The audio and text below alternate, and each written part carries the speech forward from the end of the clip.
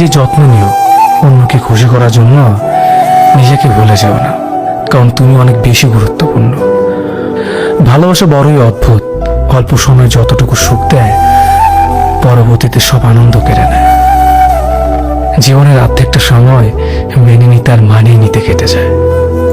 নিজের মন খারাপ নিজেকে ভালো করতে হবে, কারণ তোমার তুমি ছাড়া আর কেউ নেই। অপরাধ না করো, যখন অপরাধী হয়ে যাবে তখন চুপ থাকাটাই সব থেকে ভালো, কারণ চিৎকার করে কখনো নির্দোষ প্রমাণ করা যায় না। কারো কাছে অসহ্য হয়ে ওঠার থেকে হারিয়ে যাওয়াটা অনেক ভালো।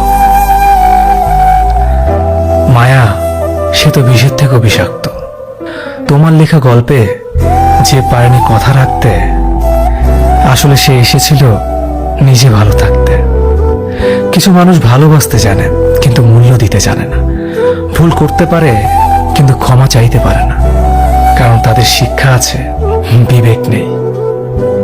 সময় একদিন বুঝিয়ে দেবে তুমি কাকে খুঁজতে গিয়ে কাকে হারিয়েছ। যাকে তুমি ভাববে প্রিয়জন, সে তোমাকে বুঝিয়ে দেবে তুমি ছিলে তার প্রয়োজন।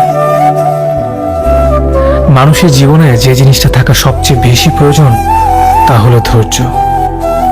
সময় কখনো দুঃখ কষ্টগুলোকে ভুলিয়ে দেয় না, সময় দুঃখ কষ্টগুলোকে মানিয়ে নেওয়া শেখায়।